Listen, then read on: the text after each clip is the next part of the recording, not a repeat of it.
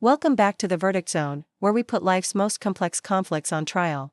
Today, we're diving headfirst into a brutal family showdown, a case where a grandmother's cruel accusation triggers a mother's nuclear retaliation. We're calling this one the Paternity Gambit. This is a story about the weaponization of doubt, the fierce defense of a newborn, and the question of whether some lines, once crossed, justify any and all responses. Our story begins with a woman, let's call her Sarah, and her notoriously difficult mother-in-law, who we'll call Brenda.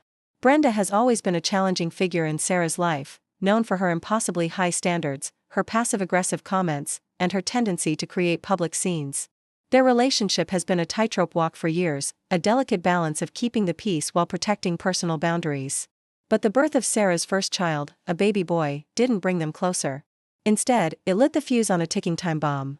Imagine the scene: Sarah is navigating the chaotic, beautiful, and exhausting world of new motherhood. She's sleep-deprived, hormonal, and fiercely protective of her newborn son. Brenda's behavior, which had always been merely intrusive, now takes a sharp, destructive turn. It starts with small things: unsolicited advice, criticisms about Sarah's parenting, and attempts to monopolize time with the baby. But then, it escalates. The pivotal moment comes during a family gathering. Brenda, holding her new grandson, looks from the baby's face to her son's, a strange, calculating expression clouding her features.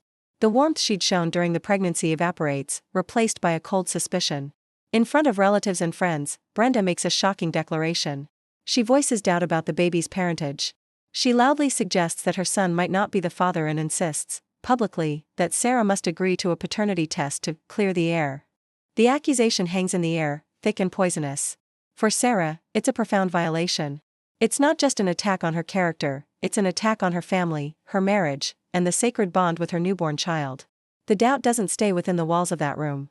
Like a virus, Brenda begins spreading this rumor throughout their wider social circle, posting vague but pointed messages on social media, calling distant relatives, and sowing seeds of distrust everywhere she can. Sarah is humiliated, isolated, and backed into a corner. One night, after seeing yet another thinly veiled post from Brenda questioning her fidelity, something inside Sarah snaps. Fueled by rage, hurt, and a desperate need to fight back, she logs onto social media. She crafts a public reply, a comment aimed directly at her mother-in-law's poisonous campaign. She writes, "I'll get a paternity test for my son the day you get one for yours." Boom. The retaliation is swift, targeted, and devastating. With that single sentence, Sarah didn't just defend herself, she went on the offensive. She turned the weapon of doubt back on her attacker, implicitly questioning the paternity of her own husband. She matched her mother-in-law's cruelty with a move designed to inflict an equal, if not greater, amount of pain and public humiliation. The family-wide fallout is immediate. Phones start ringing. The conflict, once a one-sided attack, has just escalated into mutually assured destruction. Now, let's break this down. This is the escalation ladder in action. It began with historic tension, a long-simmering dislike between Sarah and Brenda. The birth of the grandchild raised the stakes, creating a new battleground over access and influence. This led to the public accusation, a shocking act of aggression from Brenda. And that, in turn, triggered Sarah's nuclear retaliation. The final step? Family-wide fallout, where doubt and division now infect every branch of the family tree. For the rest of our time today, we're going to dissect the ethics of this clash. We have to analyze both sides of this brutal equation. First, let's look at the mother-in-law's actions. Publicly accusing a new mother of infidelity is not just a personal insult, it's a profound act of emotional abuse. It's a calculated move to undermine her credibility, destabilize her marriage, and hijack the narrative around the birth of her child. By demanding a paternity test, Brenda weaponized a medical procedure, turning it into a tool of shame and control. This wasn't a genuine concern, it was a power play, executed with maximum cruelty. Psychologists often talk about the vulnerability of the postpartum period. A new mother is navigating immense physical and emotional changes. To be targeted with such a public betrayal during this time is exceptionally damaging. Brenda's actions weren't just a breach of trust, they were an assault on Sarah's identity as a mother and a wife, launched at her most vulnerable moment. But now, we must turn our critical eye to Sarah's counterstrike.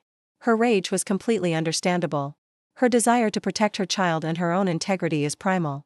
But did her chosen method of retaliation, suggesting her own husband might not be his father's son, ultimately serve her best interests?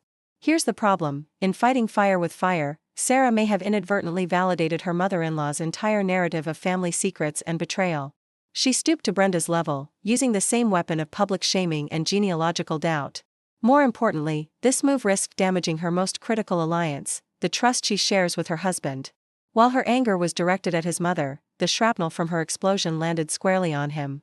She publicly questioned his own identity and origins. Did she discuss this with him beforehand? Almost certainly not. It was an impulsive act of war. We spoke with a conflict resolution expert who described this as a classic case of a destruction cycle. In family fights, when one person goes nuclear, the other often feels justified in responding in kind. The goal shifts from resolving the conflict to simply hurting the other person more. The problem is, no one ever really wins. The family unit itself becomes the ultimate casualty. The trust, the history, the shared love, it all gets burned to the ground. Sarah's response, while emotionally satisfying in the moment, may have created a new, more complicated problem.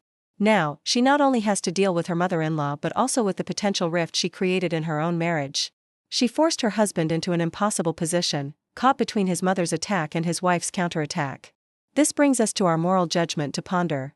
This vicious cycle forces a very hard question. When someone attacks the most sacred bond of your new family, the parentage of your child, does that attack temporarily suspend the normal rules of engagement? Does such a profound betrayal justify any retaliation that makes the attacker feel even a fraction of your pain?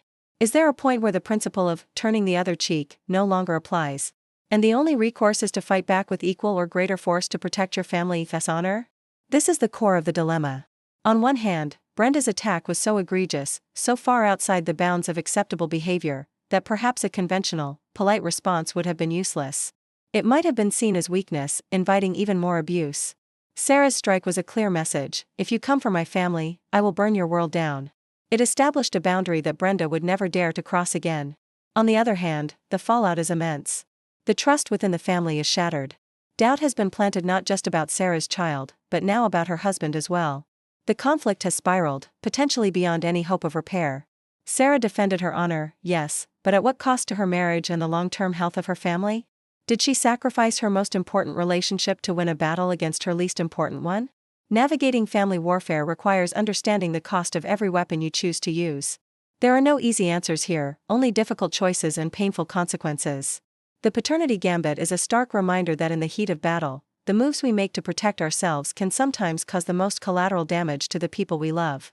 If you believe in dissecting the battles we fight to protect our families, if you want to understand the high-stakes calculus of these human conflicts, then you need to join this court. Subscribe and hit that notification bell for the verdict zone. We deliver verdicts on the conflicts that test our loyalties, our morals, and our limits. Understand the stakes. Subscribe now.